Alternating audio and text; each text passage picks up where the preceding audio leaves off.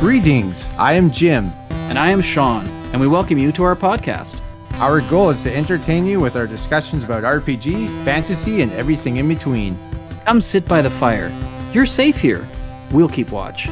We hope you enjoy 13-Sided Die.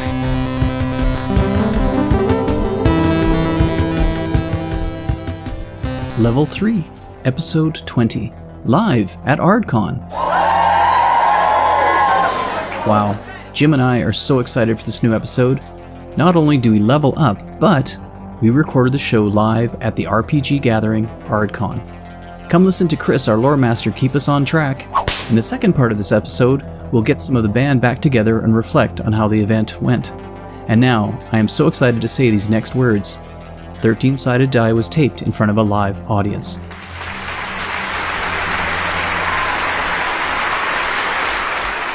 All this and more in our latest episode of 13-Sided Die. Hey everybody, it's Sean and Epic Jim back here with you. Welcome, welcome, and a big thank you to everybody out there. Everyone give a big shout out, please, everybody. Wow, so great. We are here at AärdCON. Some crazy person came up with this idea to have a little kind of gaming thing, a D&D game. Was that you? Don't shake your head at me. Yeah, this fool did that. I'm overwhelmed, I have to be honest. It's just so great. I have so many great friends here with me helping out. I have fools that have flown in from Ottawa, which is crazy to me. Other fools here from Hinton, from Red Deer, Blackfalds over here, the Blackfalds painting group. They come down for this. It's insane. Lots of Edmonton. Lots of Edmonton. Yeah, it's insane. I'm blown away. You guys have been fantastic. It's such a great turnout, right? Yep. This is awesome because Jim has to be here in front of people, and it's so great to have him sitting. You're really comfortable, aren't you? Yeah. Yep. I'm not too bad, actually. Good. A lot of really nice people here. He wanted to stand behind there and hide behind we don't want to block the sponsor banner, he said, which I think is funny. Anyways, yeah, Jim and I have been doing this now for almost a year. Yeah, last August? I think, yeah. And we just get together digitally, because we're about 6 hours apart, and sit and talk and have great topics, very random on D&D kind of related stuff, fantasy. And I've known Jim for a number of years, so we became very good friends on the internet through Discord and through live chats on Instagram, and we just hang out and talk, and that's how we had a lot of similar likes. And we became good friends, and we said, why don't we take these silly conversations that we have and put them to a podcast? And that's kind of where the whole idea for the show started. And it's been great. We've had a lot of really good fun from it, and we've had a couple of people come on and talk. One amazing speaker we had with us, John. John, yeah, I love John. Tale of the Manicore, if you guys listen to that podcast. Wow, so great. And then we had another person we talked with, didn't we? I don't really remember that. Remember? No, we're going to talk about that. It's all good. Deleted episode. But this is great, and so today is fun to sit and chat. We want to tell you guys a little bit about us, some of the things we've been up to, and then we're going to let it open up for some questions, and we'll see where this rambles. I'm going to turn the camera on, do a live feed in a second, and look at me and Jim and the audience just for fun. We are recording with that poor little microphone there, and hopefully if everything works out, this will become the next podcast release in a little while. Right? Yeah, I just have some notes here. Okay. First off, Sean, man, thanks for throwing this together. This is awesome. Thanks, buddy. Yeah, you built it from the ground up. You are the most determined and hardworking person I know. And you inspire me daily. Thanks, buddy. The other word for that is foolish. And foolish. Yeah, I do appreciate that, man. Thanks so much. I think what struck me about doing this when I first started was just how excited people got about what you're saying, the grassroots of it. I've had a lot of people say how they're excited because it's not a big name, it's not a big box, it's not a bunch of stuff. A lot of us all went to Calgary Expo recently, and I'm not throwing shade in their direction, but it really isn't the Calgary Expo I remember from 10, 15 years ago. It's a very big name, really quite unorganized. Yeah, I'm throwing shade. We're throwing shade now, yeah. Just crazy to get in there, right? And I get it, the grounds are under construction, but nonetheless, I've gone to a number of these things, and every time I went to one of them, I kept thinking what was wrong and what I didn't like about it, and I said, I want to do this. I would like to do it continually every year, but if not, I want to do it at least once in my lifetime and hold a gathering for like-minded, lovely people. and I kept talking to Jim about it, saying, what do we have to do that people have done wrong, or things that were pinch points that weren't fun? What can we do to make it just really fun? Because our goal was to make everybody have a good time. Vendors, sponsors, attendees, speakers, just everyone to have fun. And so that was our ultimate goal, and we tried to think of all the things that we didn't enjoy at other places and things that happened. And I think for the most part, I've had pretty good feedback from everybody. I think it's gone pretty well today, and so I'm really, really pleased about that. And people gravitated to that it is grassroots. This is just a bunch of my D&D friends that are helping out, running around doing this silly thing. So, shout outs to all those. Crazy friends of mine that have been stuck doing dumb things with me for a long time. Thank you. And it's just lovely. It's just a lot of love in the room, a lot of people helping out. So it's an exciting episode. This is episode 20. And we say every 10 episodes we get to level up. So that's kind of exciting. Our episode is leveling up to level 3. We have no idea what that means, but that's what we say. Doesn't really mean anything. So what is our level up things today, Jim? What are we doing? We roll for hit point dice. Okay. And we roll a 13-sided die, don't we? Yeah. Yeah, which I honestly have one. I don't. But I got a 12. It's 20. 12, and we'll add 1 to it. So I'm going to ask somebody out there to come up here and roll hit points for us. Do I have a volunteer? Anybody? Come on up. Come roll some dice. Thank you. Sorry, you are? My name's Laura. Her name is Laura. Laura, here's the lucky dice. Please roll. 3 hit points. Woo! Yeah! And add 1 for 13, so it's 4 hit points. Thank you, Laura. Thank you so much. We're much stronger now.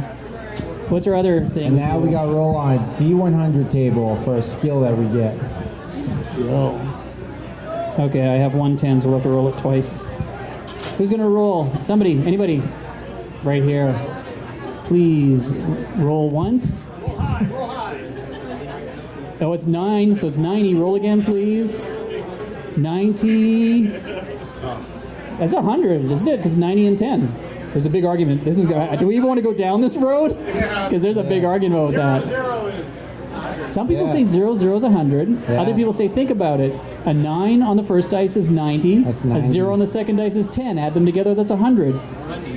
Sean's going to start a riot here, so we're just going to go with 90. We can cast Pass Without Trace once a day, which is what I'm trying to do. You're doing it really well. I can hardly see you there, buddy. Thank you very much. And your name, sorry?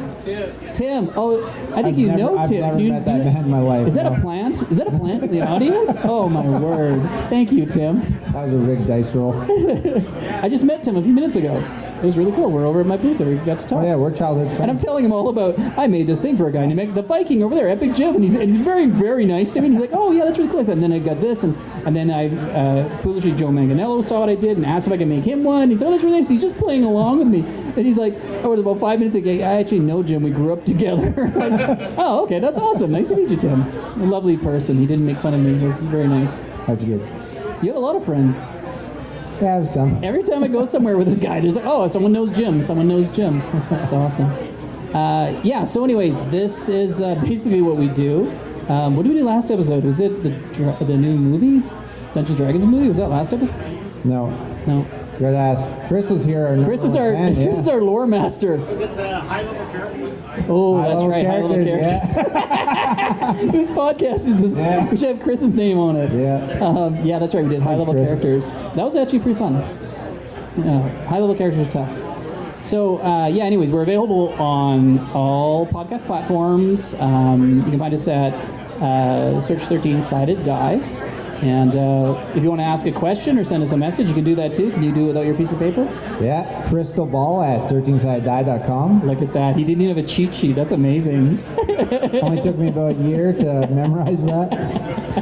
This is so surreal because we've never done this together in person. We're always doing it digitally on Discord, just looking at each other. So this is weird. It's the same microphone recording us, so that's kind of fun. Oh, yeah. But it's lovely. Okay. What do we can talk some more in a minute, but we can do some questions. So if anybody has any questions or a topic they'd like us to talk about, fantasy or D&D related. I don't know if I want to get into metaphysics or into, pygmy ostriches or something, but Chris. Both of you, what is... Oh, sorry. Hi, I'm Old Crow. What is both of your favorite encounters that you've run as a DM? Favorite encounters as a DM? That's a really good. Jim's pondering. Yeah, I got a pretty good one. So I had a group I was running Curse of Strahd, and it was kind of falling apart, and just didn't really like the players I was playing with anymore, so I just wanted to wrap it up quick. So I made it when they got to Curse of Strahd's castle that Strahd was dead already, and he was replaced by Sir John Wick. Because I just seen some sweet art online, and yeah, because it just looked like John Wick with a sword. He could like run on the roof, get spider climb and stuff, and yeah, he really kicked their butts. Yeah. What about you, Sean? Okay, for me, I think one of my favorite encounters was towards the end of our previous campaign. It was very epic, big. The characters had been trying to figure out who the bad guy was the whole time through, and there was this epic bad guy. I did that ploy where you have a bad guy and you think it's the bad guy, but he's the right-hand man, and then you learn out there's somebody above him.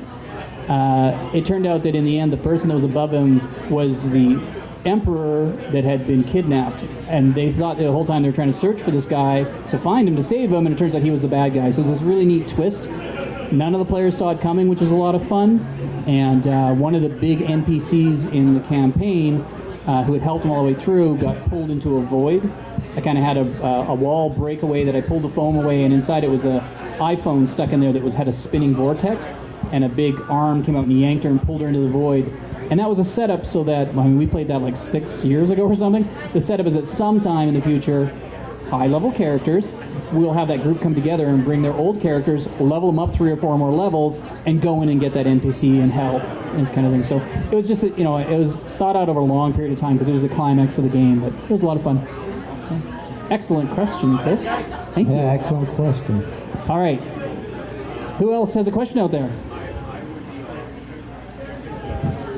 Tim. What's your favorite character's name? Oh, favorite character's name. Bud Sweetleaf. That is a wood elf druid. Yeah. Yeah. I think one of mine was one of my earlier characters. It was Wraththorn Eaglespeed, and for short they called him Wrath, which I thought was kind of fun, but it's spelled R-A-T-H, but it sounds evil and deadly. And he was basically an Aragorn ripoff. He was a ranger, but he was one of my first characters. I loved him a lot. He got first game swallowed whole by a giant frog, and I thought I died. It was awesome, but he managed to survive. I got a terrible habit of making all my favorite characters NPCs in future games. I was like, oh, that's not how I wanted to play them, so then I play them how I want to. And saying that, actually, I can remember one game, I got really into it. I'm really into this character, spent a lot of time writing it up, figuring it out, backstory. I do doing voices, I had a voice. I had a whole thing for this character. I love this character. I can't even tell you the character's name because the day we played, the first day, within 10 minutes, we were in a stable, and I went searching for something, and I totally biffed the roll really bad. The DM got a crazy roll, and a horse kicked me in the head and killed my character outright in the first 10 minutes of the game. And I spent the rest of the game just rolling up a new character. It was absolutely brutal. So he was a really good character, but I can't even remember his name because, long gone. Right? Yeah. I'm actually cool as a cucumber right now. You're doing awesome. He was a little bit worried about coming up, but isn't Jim doing great? That's awesome. So this is I've got a live stream going on Instagram right now, and it says the Queendom Arts joined the live stream, and they're like 20 feet away from us at the table over there. That is just really crazy. We're in the same room and they're watching the live stream. That doesn't make a lot of sense to me. That's really funny. The digital world is strange. Okay. I can't believe Sean's playing on his phone while doing a podcast and doing a live talk at his con. Is that weird? That's crazy. Okay, I'm going to end this now because I don't want to be holding on to it. And so cover for me. Talk for a second. Talk for a second. You can ask a question. Anyone got a question? No. Chris, you got a question? Jim, do you prefer playing or DMing? Good question. Playing, I think.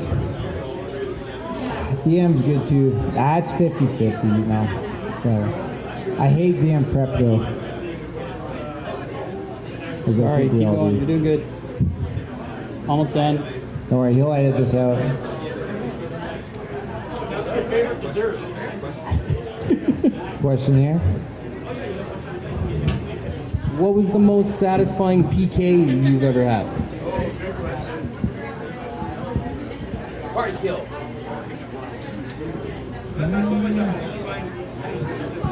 I gotta think about that. I don't even know if I've had a TPK. Yeah, I know. I came close. We've talked about that before too. A lot of people wear those as badges of honor, right?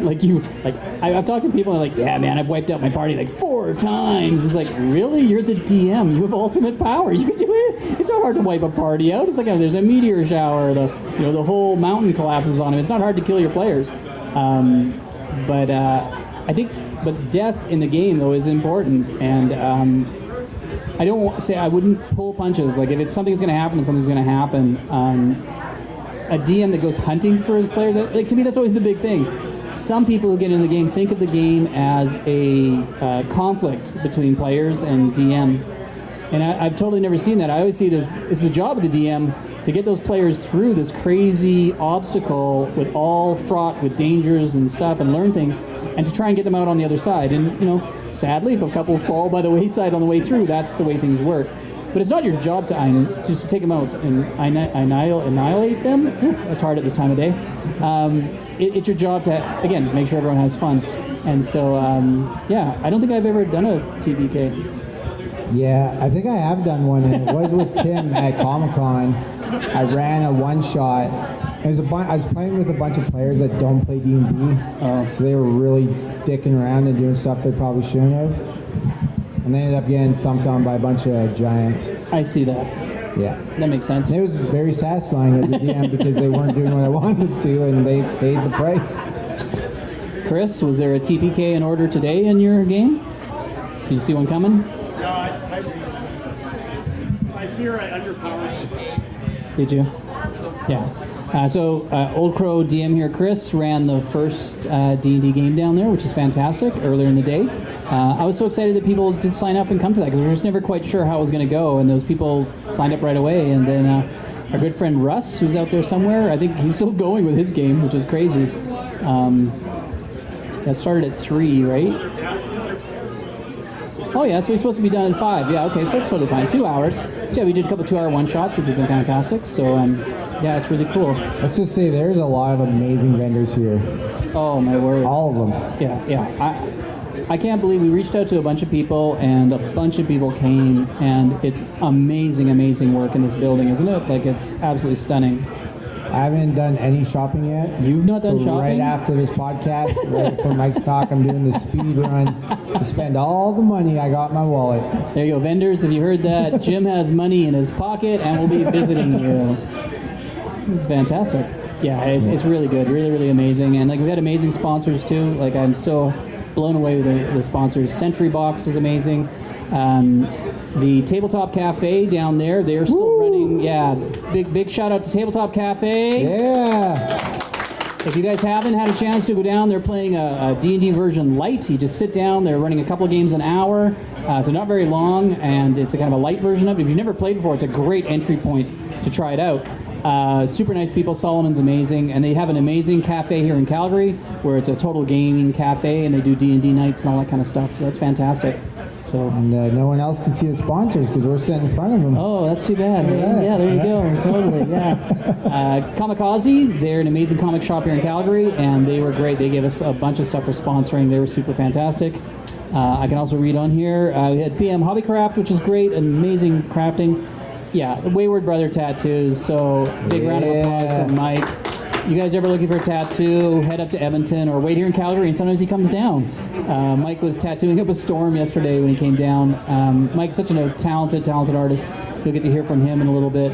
And him and his brother Chubbs are just fantastic tattoo artists. Yeah, that's it's been crazy. again, blown away by the support from people, sponsors, everybody. Mike, did you have a question a minute ago?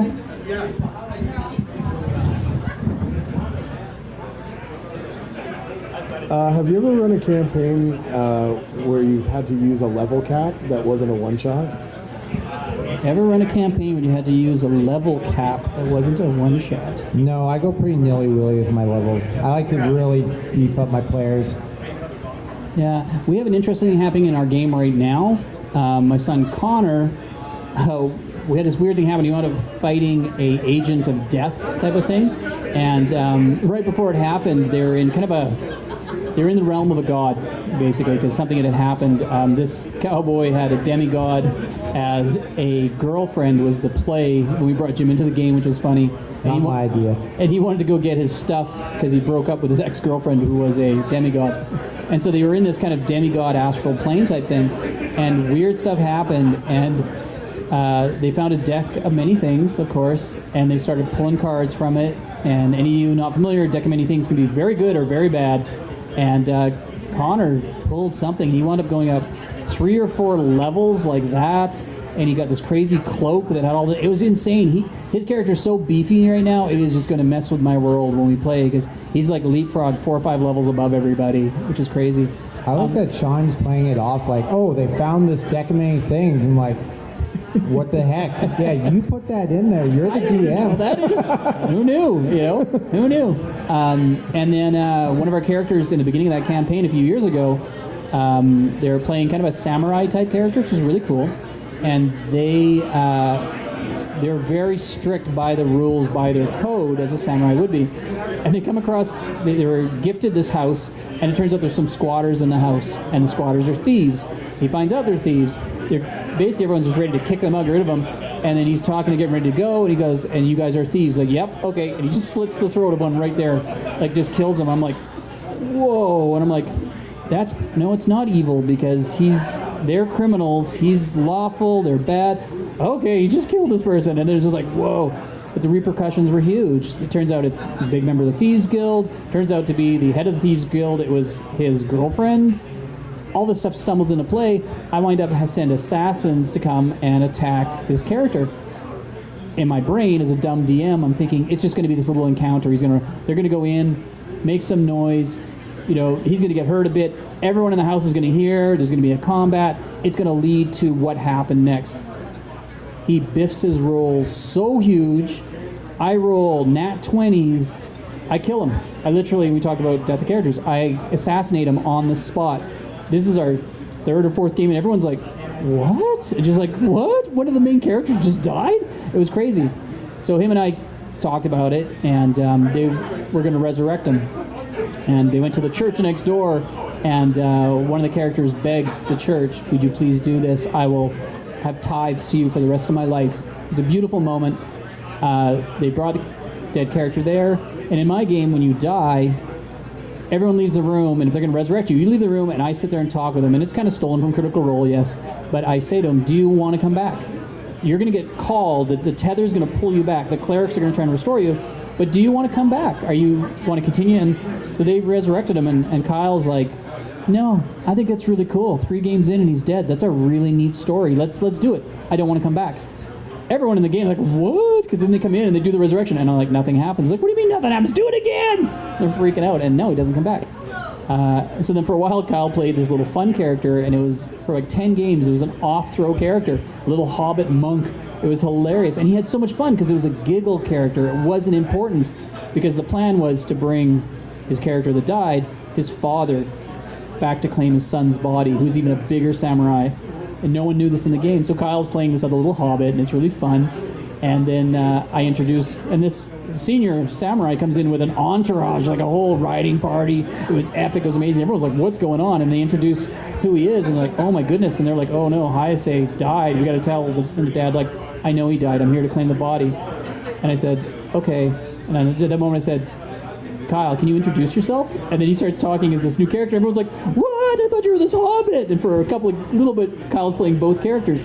And it's that surprise. No one saw it coming. Then all of a sudden, Kyle, everyone just thought I was going to, NPC the father. That's now Kyle's character. and he came into the game 3 levels higher than everybody else because he's senior, which is kind of fun. So I actually like a dichotomy, and milestone leveling in a game takes that away. Like everybody levels up at the same time. I'm from the old school, and in the old school when you leveled up at different intervals based on your class. So you'd have different people at different levels at different times, and I kind of like that in a party. So if my party gets disjointed and I have people at different levels, I kind of like that. But I think you were talking about level caps on things, but I think maybe, wasn't that the question? I'm sorry, Mike, level caps? I think that's kind of in and around there. I don't care if it has, you know what I mean? For me, it's like, let it happen and be all over the place. I like that you're trying to take responsibility away from killing one of your players again. Yeah, he biffed his rolls. They did, and I rolled really good. It's not my fault. Dice gods. Did you roll behind the DM screen? I did on one of them, and it rolled really well. I'm like, oh, okay, the next one I rolled it in front of everybody, and they saw me roll nat 20. Oh, that's it was real. Yeah, and that's great thing to say. Like every once in a while, as a DM, I know Russ over there, and I'm sure he's done it in his game. He'll just roll flat right on the table in front of you, so you see exactly and that is fun, right? I usually do a lot of hidden rolls and stuff like that. For this session, I rolled everything live. Did you? It's fun. It's great for people to see that.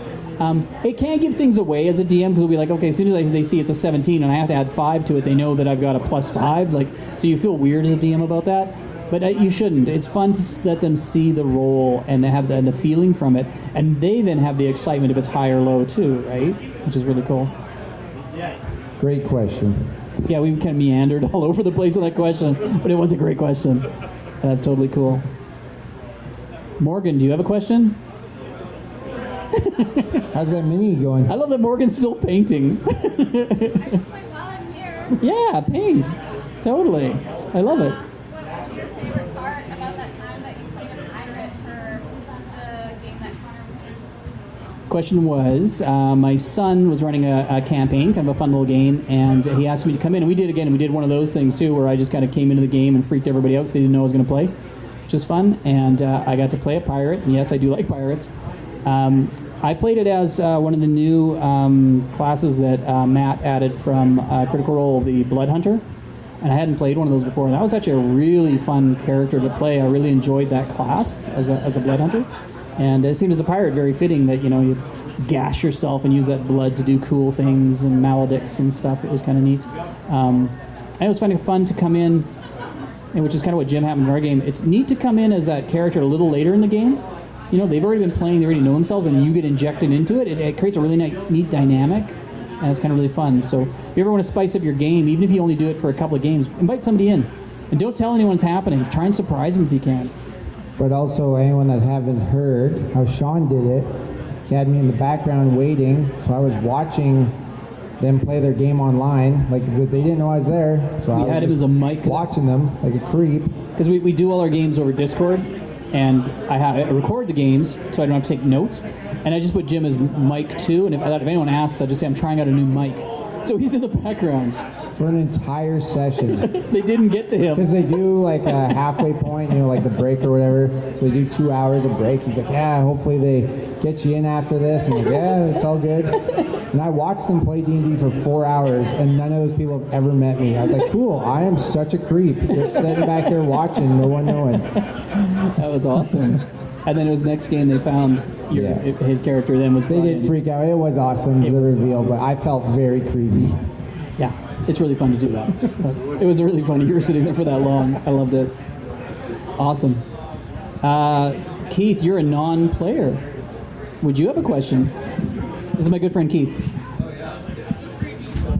All right, so when you guys are both DMs, when you get good ideas, do you try and wedge them into your current campaign, or do you always have your next campaign kind of bubbling in the back of your head? Good question. Always bubbling. Yeah, I think so, right? Like, so a campaign can be like years, and I know the campaign we're in right now, probably about halfway through the previous campaign, I started coming up with what I wanted to do in the second campaign. And I think you really want to have a fun entry point, and it was going to be the same players, but in our first campaign, there was a point that became a massive contention in my group, and they'd come across some of these people that were helping them, and then as a DM, I said, okay, we've helped you, we've fulfilled this thing, can we go now? And half the party said, yes, thank you, because they had been conscripted to help. And then the other half of my party said, no, man, like, I still have a sword in my hand. I'm still fighting. You fight. And I had my players argue for like 25 minutes back and forth about what to do. And I'm recording it all on the microphone for my notes for later. Okay, so it's coming up to second campaign, and this had happened obviously in the past. I did a weird time shift. They had gone back in the past for this event to happen. So then we play the next campaign. I'm like, okay, what if, yeah, they're going to be those guys that they argued with. And so that's when they started. They didn't know who they're playing. I told them you can pick any kind of class, any kind of character you want to be, but I didn't give any insight. And I threw them into a battle, and the battle finished, and then they go off, and as they go off, one of their commanders are saying, we have to get to this point. It's critical we get to this point. So he drags them all up to this point. They get to the point, and then I describe, through the woods, silently, no one here hears or sees them. These figures emerge, and then I start playing them that I have on tape from like 2 years earlier, and they start hearing their voices like, that was us. And they go, oh shit, excuse my language, we're those guys. We're those guys from last campaign. And it was such a beautiful moment. And yeah, Keith, for me, that was just this click in my head that I can pull this back. So they're kind of tied to the first campaign, but not really. And the expression on this first game of this new campaign, everybody lost it. They couldn't believe that we were those guys. And it was so fun for them to hear their voices on the recording of them arguing as what these guys do. It was really, really fun. And I kind of just edited the audio and played with it a bit. But I always think of a game as a movie, right, or a book, and what can you do to really have the people at the table be engaged and get something out of it. So you're looking for plot hooks, you're looking for twists, you're looking for turns, you're looking for that kind of stuff. And yeah, that's kind of how it worked for me. I'm bad for like getting a new mini and being like, oh, I want to use that on the table. So then just trying to work into the campaign that doesn't make any sense. Yeah, I get that. And the campaign will also lead itself. Like, you know, our first game, I started DMing again about 7-8 years ago, and I hadn't DM'd in about 10 years. My son said, hey, I want to play more. Can we play more? And I said, sure, I haven't done it in a long time, let's do it. And so the first game was very kind of what we call railroady, right? Like I was directing people on what to do. I had a few players that had never played before. And yeah, that's the one I invited you to come play at a long time ago. I was very sandboxing, directing people, and I had an end goal in mind and all that kind of stuff. And we talked about that final conflict. When it came to this campaign now, I've left it much more open. And to do that, I just have tried to really know my world well. So I've created all like the locations, I've got write-ups a bit about it, and I know all the people, and we've kind of based it around a town. I know all the people in the town. I have a quick write-up of each person that they might encounter. So it allows me to let them explore and do things. And so sometimes things just happen on the spur. And like, Jim is in our campaign because our current players, I will put down, if they go into a tavern, I always want to have things in the tavern. So what is the drink of the day, right, or the drink of the night? And I'll have some kind of silly drink that maybe has like, you know, an eye of a beholder in it that does all these different things, like stuff like that. What's going on in the tavern? So there's a darts tournament, or there's like, you know, a gnome tossing contest, or who knows, there's something happening like that. And then I picked 2 or 3 things in the room that they could focus in on. Some guy in the corner, very kind of, you know, Strider, hood up, that kind of thing. Or there's some wizard crying into a bowl of soup. And I'll just write little things like that. And when they look around the room, I'll say these things. I don't know anything more about the wizard. I don't know anything more about the guy in the corner. I just know there are things that someone might say, oh, I want to go talk to him. Great, then I'll be that person or her, and we'll find out what happens. So the one game we played, I had these people drag in, it was supposed to be, it looked like a sculpture. But when you look closer at it, the hands were more like, oh. And thinking about it, you realize this is probably someone who got turned to stone. It's not so much a pretty, like it's somebody freaked out. Oh man, my characters went nuts on this. Very quickly, they were trying to buy it from them. They want to turn it back from stone to flesh. I'm like, they put it in their house and used it for a coat rack for a while. And then eventually they were able to turn it from stone to flesh. Well, that's how Jim got introduced to the game. He was that character. And off the top of my head, they're like, they figured out a way to talk to him as a stone character, which was brilliant. And then they said, like, what's your name? And I don't know, I just blurted Jim out. And then it was about a month or 2 months later, I said, do you want to come in the game? I've got a character literally named Jim. And that's how we introduced it. It was a lot of fun. But it just became because I wrote this little nothing, one line, no idea where it was going.